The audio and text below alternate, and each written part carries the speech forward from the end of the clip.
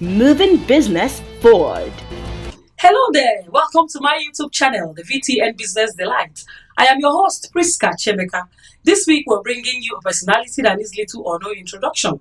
He's one of the frontline players in the aviation industry. He's the president of Aviation Roundtable as well as the chairman CEO of Sabre Networks. In the person of Elder Gbenga Olowo. Sit back, relax yourself while we unfold the details.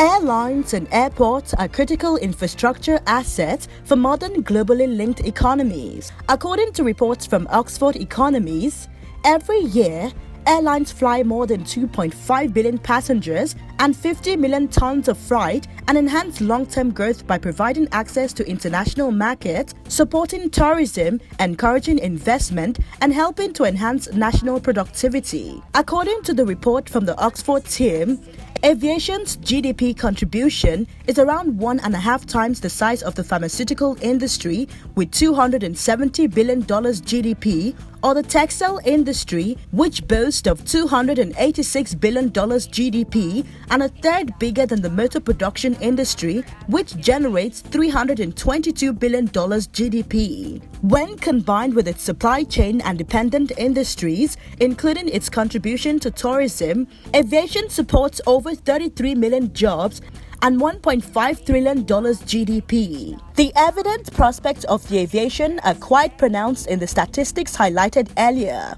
Talking about the aviation sector, expertise and eagle-eye attention makes it a business for the informed. Amongst leading brands within the aviation sector, Sabre Travel Network offers business-to-business travel marketplace and consistent global distribution system and a broad set of solutions that integrate with the GDs. With the numerous networks cutting across the sector, approximately 400 airlines, 175,000 hotel properties, 200 tour operators, 50 rail carriers, 36 car rental outlets, and 16 cruise lines to promote, personalize, and sell their products to travel management company. As a foremost brand, Sabre has made innovation our business from the very beginning. From building the first computer reservation system in the world to leading the way for online travel to delivering cutting-edge travel solutions.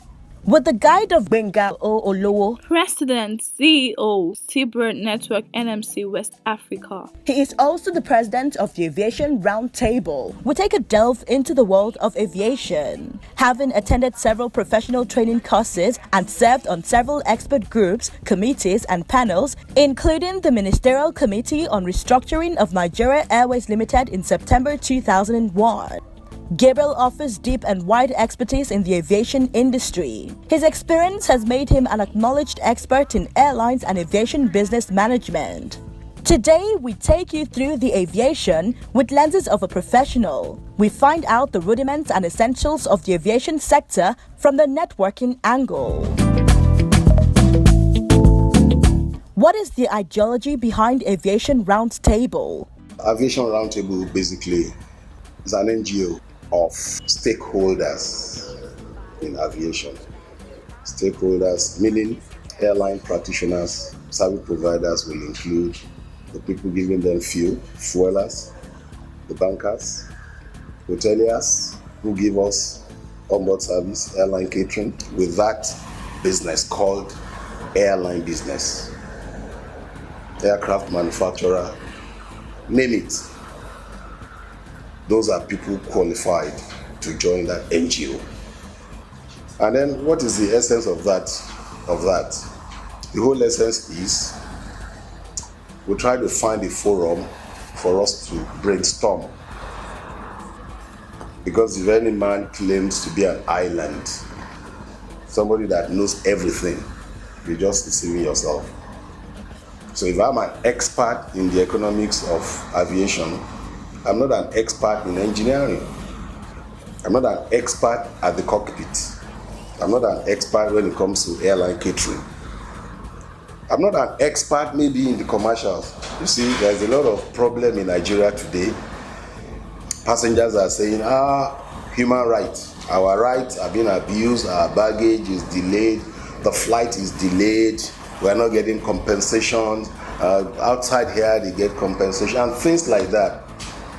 There are experts who know what the customer right is, what the airline right is. These are experts that we put together in Aviation Roundtable that will balance the thinking of society, the consumers, and the provider of services. The airlines are service providers. Our customers, our purpose is to satisfy their need. So that's why the body came together to be able to be a kind of a think tank for the industry and a professional think tank for the industry. That's the whole essence of Aviation Roundtable. How do you execute your ideas within the space of aviation? Sell light to the industry. Well, all that we do in our own little capacity, we do hold quarterly breakfast meetings, and those breakfast meetings will look at topical issues particularly affecting the Nigerian aviation sector. Most of the time, you see the way the industry wants to go. The players wants to go in a particular direction. The government wants to go in another direction. So when we see that there must be an agreement, the industry and government must not go in different directions. We look at topical issues and we pick the such issues, and we sit down, we bring in professionals among ourselves or outside the ART who are knowledgeable, who have done it before. For instance, for you to be the best of the teacher, it might be important for you to be an experienced fellow. They say you wise, who be your teacher? Experience perhaps is the best teacher. How has the aviation industry evolved over the years? That's a long journey. Aviation industry evolution, particularly case study for Nigeria. I am opportune to get to the sector far back in 1973, and I do know that as a trainee, young trainee, barely 20-something, 21 or so, around that time, the industry was about training and training and training. Nigeria Airways of those days would train and train and train, and that was why you have the best pilots in the world to be Nigerians. Under the most difficult circumstance, you see the Nigerian pilot handle the situation. Difficult constraints that ordinarily would not happen in some other jurisdiction. I remember my experience when I worked for varied Brazilian airlines. Nigeria Airways was training these pilots in the facility of varied Brazilian airlines. And the director of operations of varied airlines said to me, "These Nigerians are wonderful. Do you know what? I don't mind to contribute 7 of my own pilots in exchange for 1 of Nigerian pilot." He said the situations that ordinarily, if you fly 1,000 years, you can never experience, that he will simulate it for the Nigerian pilot. In the simulator, he will simulate it and the Nigerian pilot will pass it. Those are the quality of men that we had flying in Nigeria Airways. It is so painful that airline died. So painful. And like I said, the owner killed it. How does the aviation industry function? Flying is about paying money for everything. commercial payload, passenger, cargo, and mail. In the days of Nigeria Airways, we were aware that tickets were issued, a lot of tickets were issued by government and government officials on government warrant. There was an ABC, Air Booking Center, at Tafawa Balewa Square, where Nigeria Airways has its ticketing office. And travels of government was done by government warrant. It's like an LPO. Ordinarily, for a commercial business, LPO translates to payment, 15 days, 30 days, or whatever. I can tell you categorically, most of those warrants does not translate to money in the pocket of that airline. A lot of travels were done. Aeroplanes are filled up, the belly, the passenger area, with government goods and services. Government officials. The corruption of that time, heavy. And later, the military came in. Military MDs of an airline coming from the Air Force, and you know what is Air Force. Go and do that, yes sir. If you say, I have any reason, sir. If the pilot say, I have a reason not to do this, he said, what is yes sir? You have no sense. I remember some of my colleagues mentioned to me that some of the military MDs of Nigeria Airways will put gun on their table. So when addressing you, he's calling your attention. Can you see? Can you see that? So if I give you a directive and you want to say, excuse me, sir, look, those were the experiences of some of our colleagues who ran that airline. And so they were changing MDs like that. What are your thoughts on oppression of foreign carriers? I don't blame the foreign carriers. Airline operators of Nigeria is blaming foreign carriers. No. Foreign carriers got the opportunity. If I get the opportunity elsewhere too, I will use it. If the countries of the world that we're going to fly into open all their domestic sector, like the US does, so you want to fly to New York, fly to New York. You want to fly to Atlanta, fly to Atlanta. You want to fly to Miami, fly there. We don't give a damn. America first. Right? But all the other countries fly into Nigeria. Where is their domestic sector? Nigeria is a huge country and we have huge domestic sector.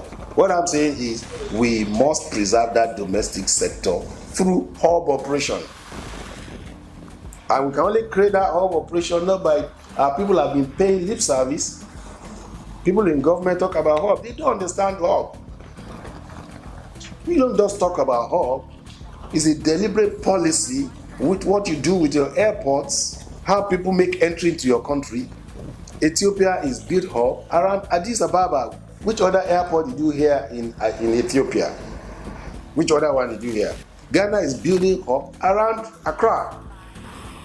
Are there no other airports in Ghana? There are. But no airline has flown to any other place minus Accra. So what are we doing in Nigeria? Dog eat dog. Now, what do I mean? All of us were dying over the domestic that we have bastardized, that government has bastardized the domestic. And we have 5, 6, 7 players. Lagos, Abuja, 7 a.m., 7:15, 7:30, 7:45. All of us. I will go heavy, I'll come back empty. From Lagos. On Friday night, I'll go empty, I'll come back heavy. Because the people in Abuja want to come back to Lagos. Try the Port Harcourt and the one, and you see that I go 30%, 40% payload. One, unreasonable competition kills all of us. We're 8 players, or 7 players, or 6 players.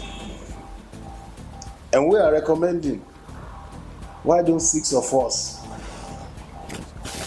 put our eggs in one basket and call ourselves Nigeria Air? That's our name. The flight at 7:15 is operated by Airpeak. The one at 7:30 is operated by Medview. The one at 7:30 is operated by Dana Arik, and we use all our aeroplane. Why do you blame somebody who has one aircraft that is not an airline? It's an airline. It is because we're not doing what we need to do. Everybody brings your aeroplane to a pool. You have one, put it there. You have two, put it there. You have three, put it there. You have four, put it there. That is the job of economic regulation in CAA. What does that do? It prevents me from dying, because I must not die. The job of CAA is that business must thrive. Aviation will thrive from airlines. Don't forget, the airport make money from airline. The airspace make money from airline. Technology company like me make money from airline. Who does not make money from airline? Airspace, government, tax. So the sustainers of the airline is what we call aviation. No airline, no aviation. Is there a fixed price and tariff price within the aviation sector? Because of dog eat dog, the Nigerian airlines are not charging correct tariff. If I charge 65 today and you drop your own to 60, tomorrow I'll drop my own to 55. So consequently, because everybody is watching one another's tariff and they're dropping and dropping and dropping, they've not been able to charge correct tariff. And I say this with all sense of responsibility and authority. I was the director of an airline in 1994. That time, Lagos Abuja was 2,200 naira. Naira 22 naira was $1. Meaning 1 hour on jet aeroplane was $100. 22 naira is $1. 1 hour flight is 2,200. Divide it. 2,200 divided by 22. $100. $1994. That is 23 years ago. Today, 1 hour on jet is $50. $50. Manna is falling in Nigeria. Praise the Lord. It's $50. Price of fuel has skyrocketed. Airport charges have changed. Power is never available. The airlines are burning diesel. And the tariff has come down after 23 years by 50%. Praise God. Nigerian airlines are not charging the right tariff. There is no reason why any of them should charge $100 anymore in 23 years. Lagos, Abuja. And the Nigerian people will say, oh, come on, there is inflation. Excuse me. Is there inflation only in aviation? There's no inflation in food. There is no inflation in road transport. There's no inflation in the maternity ward. And we're still making children. We need to face reality in aviation. We're playing games with aviation. We're not serious. They must charge the right tariff. We must stop the stupid competition, the dog-eat-dog competition, because it's survivor syndrome. And that is why they are not able to pay a lot of bills.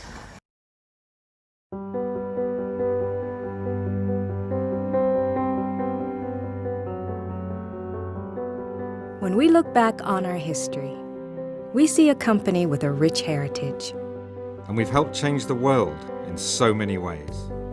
We've helped make the world more accessible. We've made it faster and slower. We've even made it smaller.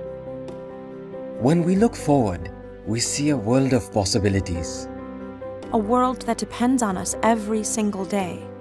For innovation, leadership, and excellence in everything we do. Tell us about Sabre and how you operate. Sabre is a technology company, and our technology is devoted to the airline industry only, and all that is connected to airline industry. In our group of companies, we have Sabre Airline Solutions that address day-to-day activity of the airline, their maintenance problem, their revenue management. Part of the things that I've told you is about revenue management. You don't fly an aeroplane, a particular type of aeroplane, because Mr. A, Mr. B is flying it. You don't go to a particular station because Mr. A or Mr. B is going to that destination. We have technology that suggests to you, do you want to go to destiny A or location B? This is the kind of aeroplane to go there. Given all the environment in that factor, e.g. competition, e.g. the airport, e.g. and things like that. So we have that technology called revenue management. We have technology applications that they can use for rostering their crew, for their medicals, for their training. In the time past, what you find in the airline office is a chalkboard. They put the name of the pilot, they put the standby, and they put all their medical. This one is due for medical, this one is due for simulator, and things like that. All those chalkboard, there are applications for it now, technology application, that will remind you, pilot so now is due for training. Tell us about yourself. I got temptations from central bank, I got temptations from embassies, come and be our economic attaché. And I said, no, I love aviation. And I don't think I can do anything outside aviation. I've worked in aviation and I think I am retired. In aviation, I'm retired as you see me. What I'm doing now is hobby. I'm retired. I mean, once you retire at 65, I'm retired, but I still enjoy aviation. It flows in my body. My life is all about aviation. I'm a golfer. I play golf. I learn a lot of lessons about golf. In golf, golf is life. I can tell you 1,001 lessons of life in golf. You know, it's just life. I love reading. I love knowing more when the eyes allow, because as you age, your eye is telling you, use me minimally. And that's it. I'm married, 4 children. All my 4 children are married. They're producing like me. Glory to God. We're Sabre. We are takeoffs and landings. We're on and off. We're hello and goodbye. We're connected. We're mobile. We're personalized. In millions of indispensable ways, every single day. We are how the world works and plays. Helping customers succeed. Moving technology forward. Never standing still. Because we're Sabre. And we are thinkers. Leaders. Achievers. Proud of our history. Dedicated to our customers. Committed to innovation. We're Sabre. We are Sabre. And we're ready to build a great future together.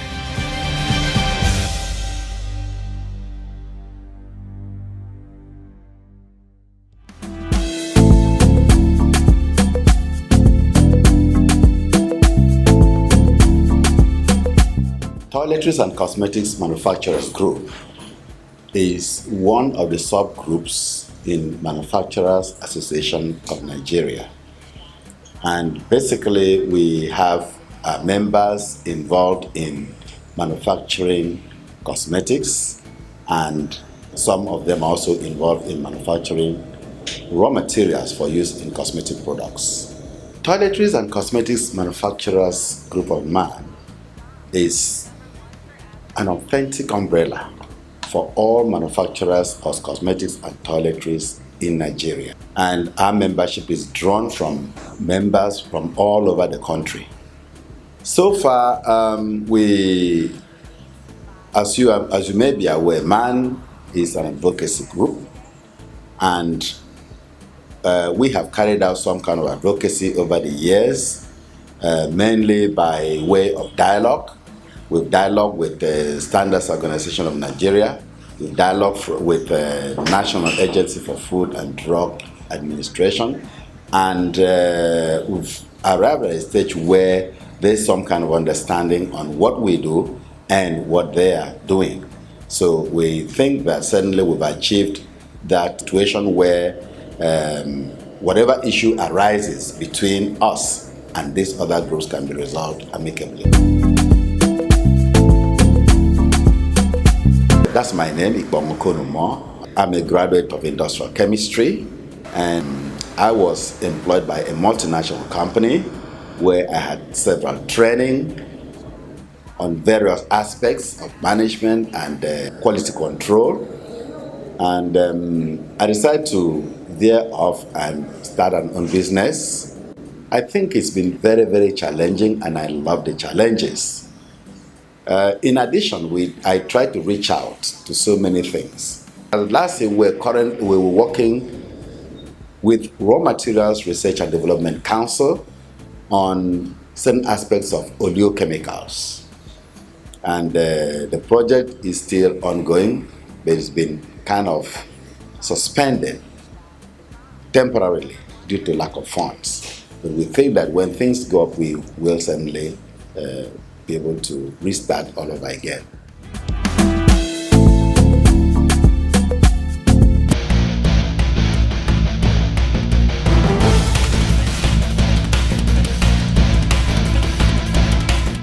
Pharmaceutical industry in Nigeria, like every other industry, has been facing a lot of challenges. Today, dollar is about 325. So by the time you pay me that money back, the value of that money has gone down by about 20%. In a few years, I am very optimistic. With this government, things will change.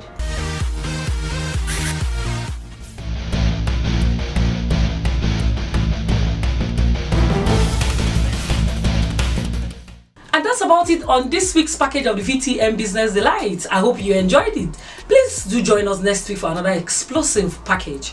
And do not forget to subscribe to our channel. I still remain your host, Priska Chemeka. Bye for now.